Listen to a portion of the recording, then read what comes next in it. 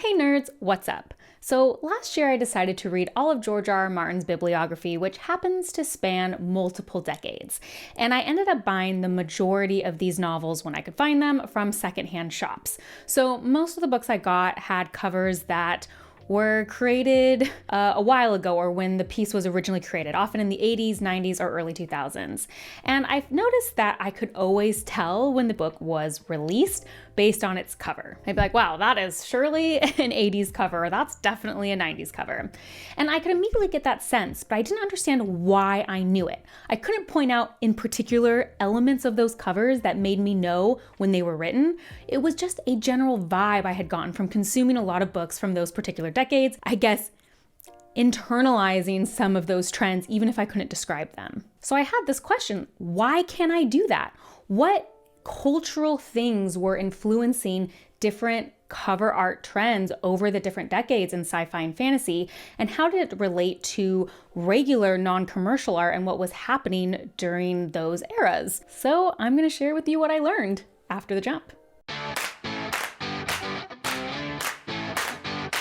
First, I want to start with a brief look into art history. When you study art history, scholars usually can recognize art movements that dominated certain time periods and point to certain cultural touchstones on why those art movements may have arisen, usually based on the time period and what was happening historically during the era. And not only that, it's really interesting when you do even a light study of art movements, you'll see that art movements often respond to each other over time.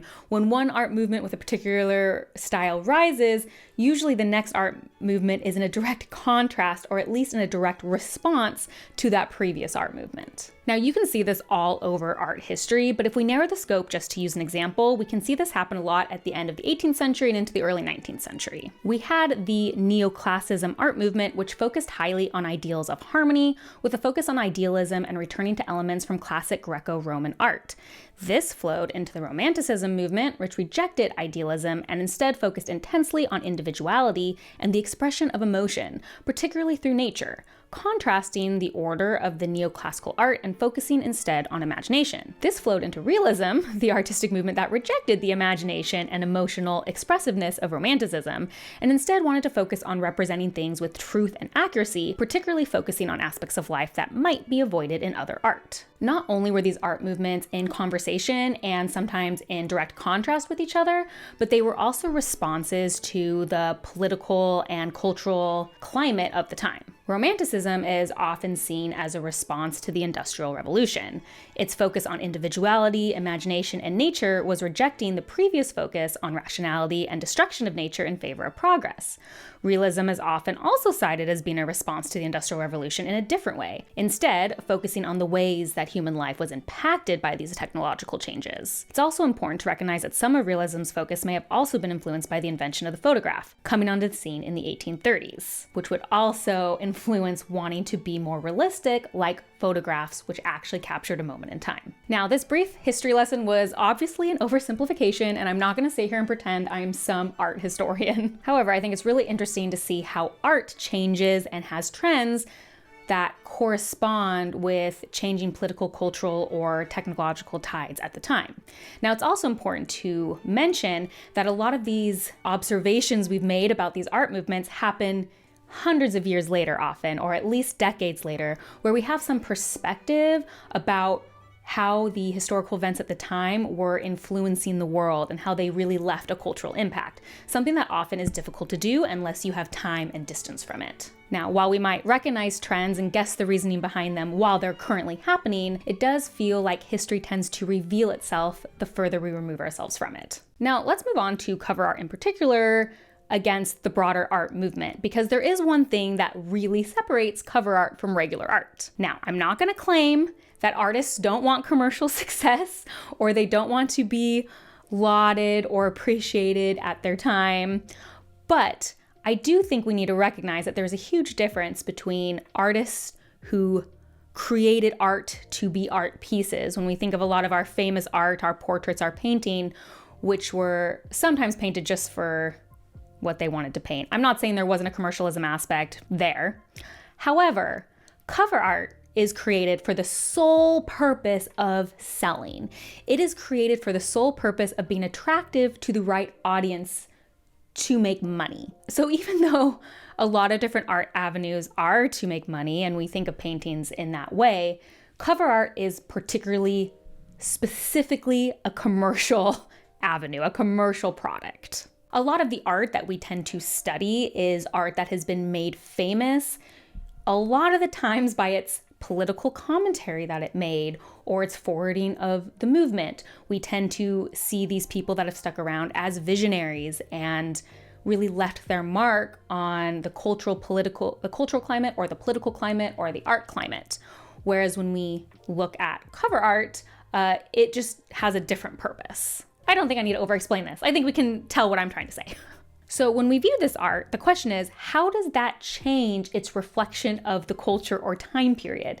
It's going to be a very different thing than analyzing regular art of the time period, because we're talking that this is specifically commercial art to sell. So what does that art say about the culture of the time and about reading and the climate of the time? It's going to say something specific, but perhaps something a little different.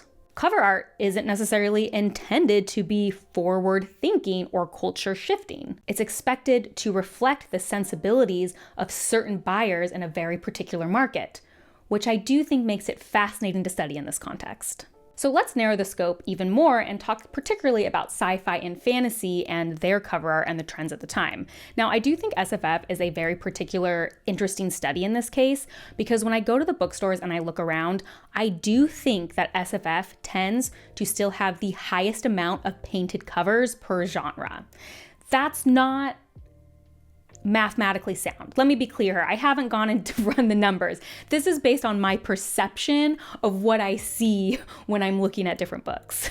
Obviously, other genres still have painted covers, but it does stick out to me as a genre that relies on them more still currently. And I think the obvious reason for that is that SFF has made up worlds with made up people, creatures, lands, things that wouldn't be in regular stock images or wouldn't be as represented by more traditional photography and things like that. I think there is a clear purpose to why the painted cover might be more necessary in a genre like SFF. Now, genres all have their kind of cover trends. When you think of nonfiction and memoirs, those rely mostly on real images or stock clip arts put together. Historical fiction has its own specific look of photorealism, and there's even a whole famous meme about historical fiction covers. You guys, I'm so excited. I found the historical fiction section. I'm looking for a plot with a woman walking away, a woman walking away, a woman walking away, a woman walking away, 2 women walking away, 3 women walking away. Literary fiction is a combination of all these things, of course, but can often get away with typographically heavy covers, abstract covers, or photographs. To me, romance also sticks out as the other genre that often has very particular artistic covers of a very recognizable style, although I think it's obviously easy to do photographs for that genre as well. Now, it seems to me of any genre, SFF would rely more on original art simply because it's subject matter. I can't prove it, but that's my theory. First, the idea of this different cover art for SFF doesn't really emerge until the creation of the modern fantasy genre sometime in the early to mid 20th century. People can get angry all they want about the actual creation of the fantasy genre, but we aren't talking about the creation of fantasy in general. I have done a whole history of fantasy video. Fantasy has been around for ages, but there is a lot of evidence pointing to the actual idea of the fantasy genre really starting with Tolkien. Now, this is important because if that's when the idea of it started, that's all that really matters when we talk about marketing, which is what we're talking about. Cover art is all about expectations, and so until there was an expectation to be had, we didn't necessarily see a lot of differences. Before we jump in, I do want to say I do think this genre conversation matters more than ever right now, because I don't know if you've noticed, there's been a continual sub-genre-fication of even our regular genres. I feel like we are putting things in more and more specific buckets. I see this particularly when I have browsed Instagram Reels. I will see these recommendations that are on specific tropes or specific story elements, like they are advertising books based on those very sometimes specific buckets.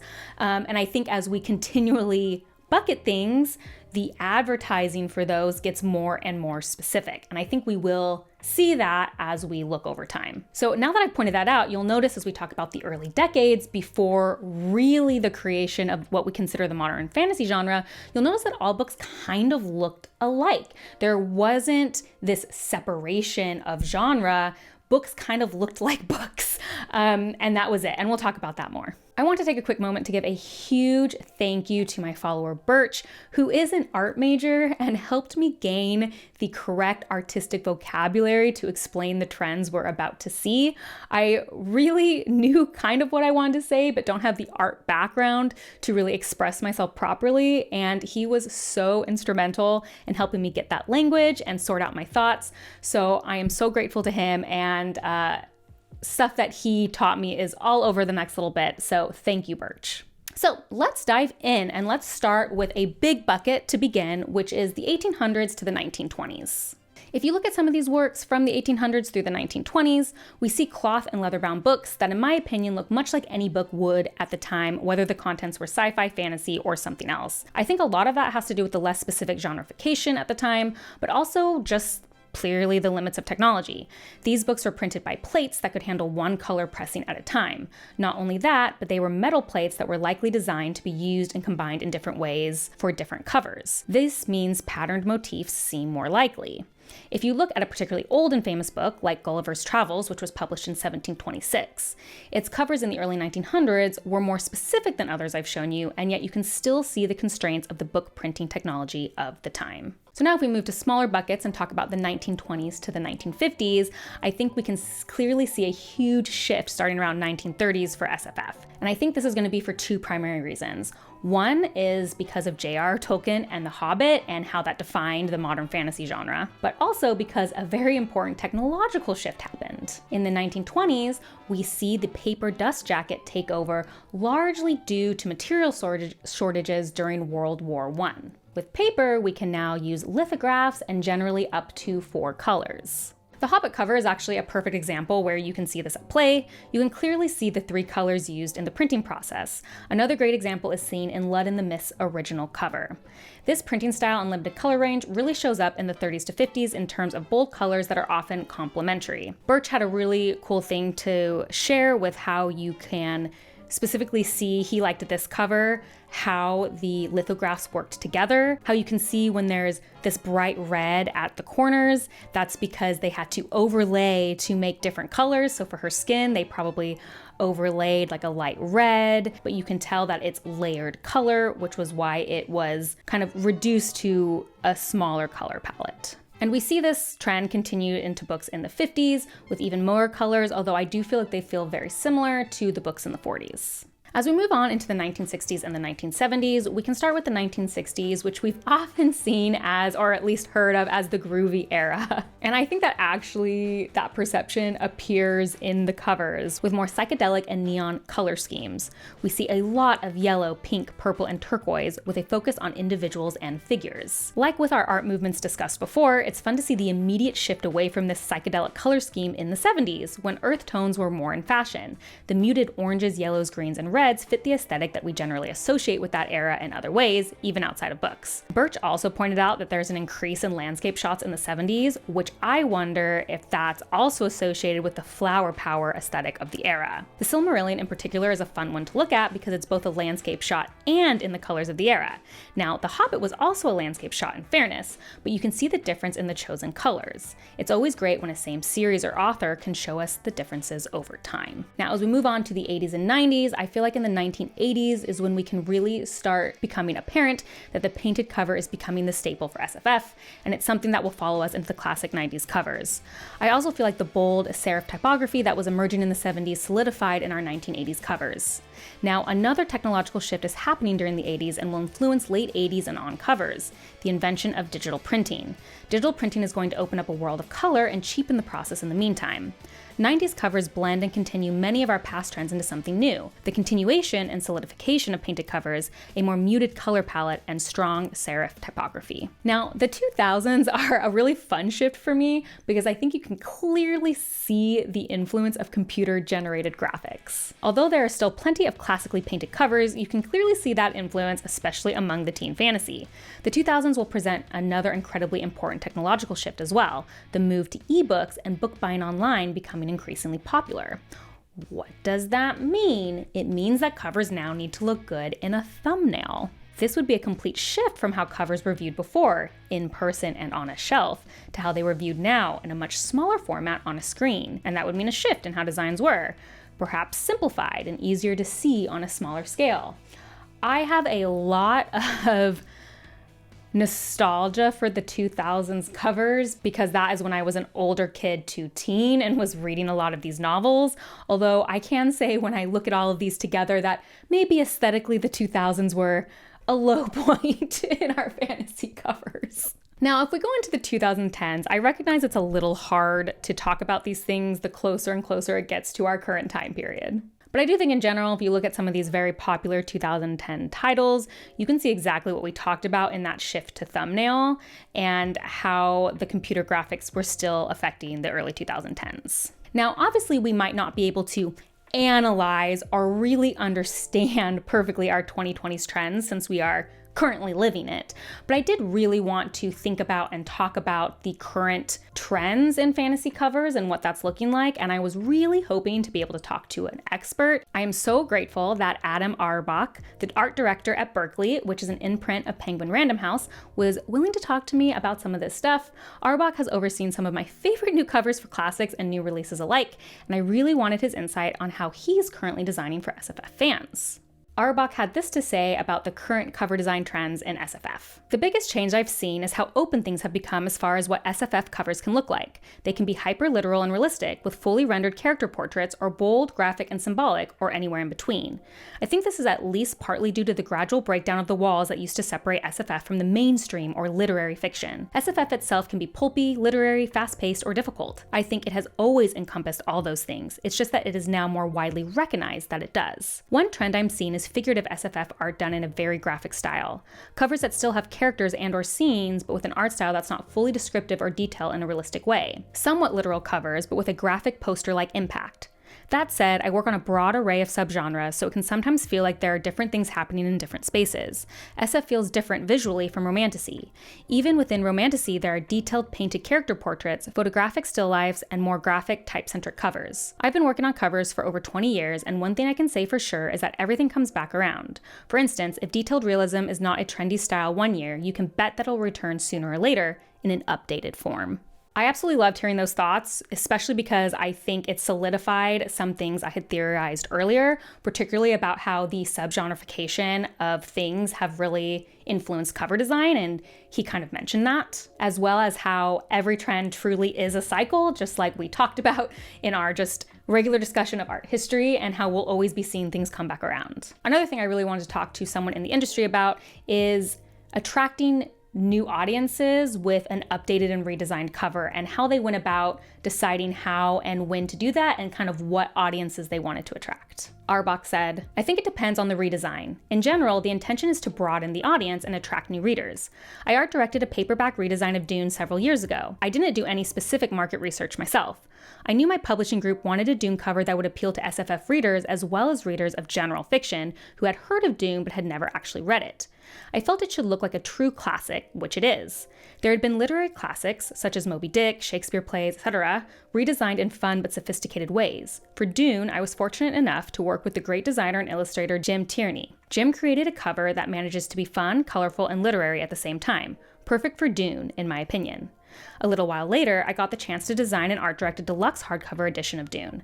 That one has art by Matt Griffin, a fantastic illustrator whose works manages to be graphic and detailed at the same time. That edition was intended to really appeal to fans and collectors, since it's a hardcover with extra art on the reverse of the jacket and fully detailed scenes on the end papers. That said, I hope both versions appeal to longtime fans and new readers." I absolutely loved being able to see these two different covers, art directed by the same person for two different audiences, and completely being able to see the kind of method behind the madness once he explained who they were for and what they were going for. And I think it's particularly funny because the deluxe Dune hardcover is my husband's favorite book ever. Like, he thinks it's the most beautiful book that exists. He always mentions it every time we walk in. And I absolutely love it too. And it's like, oh, and that was the one that was supposed to attract readers like us. That's exactly what it did.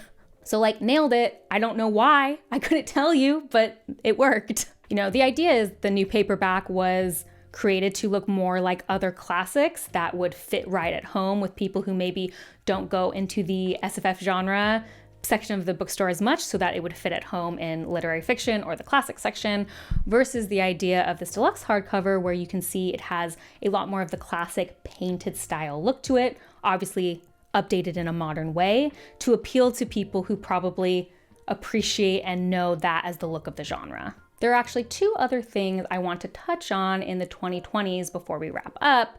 And these are two trends that I think are also influencing the art trends and art culture of our current SFF cover design. And the first is the rise of the special edition. Now, special editions have obviously always existed, but I feel like in particular, in the last 5 or so years, the availability and amount of special editions has really skyrocketed. These are editions with deluxe covers, deluxe materials, beautiful extra art, and painted edges. The popularity of the Folio Society, book boxes such as Illumicrate, or publishing companies like Wraithmarked Creative, The Broken Binding, or Curious Kings, not to mention the rise in Kickstarters for beautiful editions of books for indie and traditional authors alike.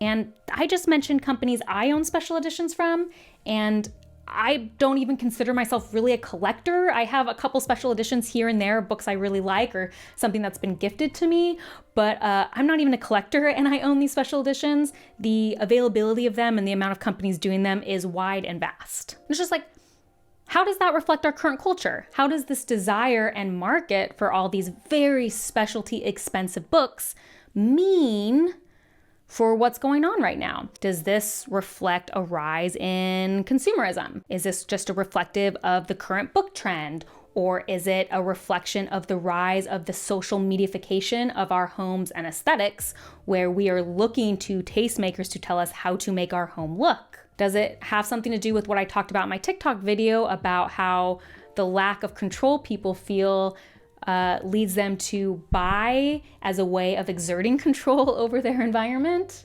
I don't necessarily have an answer of what that means. I just think it's an interesting trend to think about in this broader conversation. The other trend I do feel like we need to address and talk about is the rise and increased accessibility of AI art. This has dominated the conversations recently, and I just really feel like people are tired of it, but I'd really be remiss if I didn't bring that into a conversation about cover art. I did a video a while ago talking about the infiltration of AI art even into traditionally published works and covers. And, maybe this AI art is just kind of replacing when we had the trend of the computer generated art or the stock images. However, of course, this is different in that it comes with its own set of baggage and kind of cultural connotations that stock art and computer graphic images probably did come with, but not in the same extreme. In general, artistic communities hate AI art, which has been trained on their work. And I do think there's an added extra element when we're talking about the SFF genre, because since the dawn of science fiction, it has been wrestling with what is human and what it means to be human. It's kind of like one of the cores of the genre. But if corporations can save money, then... But honestly, it's not just corporations. As someone who has a pulse in the indie community, there's kind of an uproar there as well. You obviously have the regular individuals, and particularly like the readers of the indie community, who are very against AI covers and art. But you also have these indie authors who don't have funds for art and can't create great stuff on their own. And so they often look to AI cover creation, which can create something for very cheap, much better looking than anything they could do on their own if they're not willing or able to hire an actual artist. There was actually a controversy about this while I was a judge in SPFBO 8, which is it's Mark Lawrence's self-published fantasy book competition. It took me a second to get that out. I have a reel about it, and you can find other information on that if you're interested. Ultimately, the availability of AI art and its use in SF cover design is still just too new in the grand scheme of things to really talk about and analyze how it will affect cover art. I just think it's absolutely going to affect cover art in some way. Whether that is long-term or short-term, we just don't know yet. Now, I recognize I often can come biased to these discussions. The people I interact with in the SFF community are often deep book lovers. And of course, many of them are often other creators, whether they are book reviewers, authors, artists, or even publishers or editors. They all have a huge investment in our genre because they are a part of creating it. These are the people who appreciate and know the roots of the genre and the history of the genre. These are the people who know the names of famous cover artists, who own the special editions and go crazy over the specialty art. As creators themselves, they are generally directly invested in the idea of human creation and human creativity. So sometimes I think I get into this trap if it's like, well, that's just what everyone's like. That's what just all the readers are like. They're just like that. That's who I interact with, so that's how we are. And sometimes I'm like, have I lost sight of the general consumer, the general SFF book reader? I was thinking of this in particular because during my research, I came across a Reddit comment under a post titled, "WTF happened to book cover art in our fantasy?" Now, I normally wouldn't source a Reddit comment as some sort of research for a video that I've done, but this particular comment was made by Janny Wirtz, who is obviously a very popular fantasy author and not only accomplished, but also just a huge friend to the fantasy online book community. A portion of her comment reads as follows. Then came digital art, and one publisher in the USA threw everything upside down. Suddenly they realized they did not have to pay for an artist at all. They could hire a design firm to do a simple cover design mostly based on typography, and use in-house people doing Photoshop, and therefore saving anywhere from $3,000 to $7,000 per cover to mere hundreds. The design firm cover became the thing, and the Photoshop cover also. Remember all the figure and cloak with sword books, or the blue on black or red on black designs? You can even see the same figures swiped digitally over and over again. That moved into a little more sophisticated art, still design firm oriented, where you got icon on background plus typography, way cheaper and way faster to produce. Some former cover artists did this stuff by the multiples. Now you have the tapestry style cover, a pretty design on a plain background with typography. Ditto, often this approach for books written by women. It is all down to cost/bottom line. Whether it makes the books more adult in appeal or whether it makes everything look the same, I find the lack of atmosphere and originality terrifying. And yes, though we don't need more than a thumbnail image for the ebook played into it also. Algorithm sells books, not so much cover design. There are exceptions to all of the above, and I expect the next huge loss in the richness of originality will be AI. And I don't want to hear the argument art made by machine that regurgitates art that was created, does not open new ideas or make anything new. Creativity has already suffered from cost of living, the swallowing of lives into the world of corporate jobs, and the bottom line of monetization at the expense of venturing into the creative unknown. Michael Whelan lately announced he had done his last commercial cover painting. There is the loss right in front of you. Once again, this is just a full circle back again to what we talked about in the beginning. Cover art is weird because it is particularly meant to be commercial.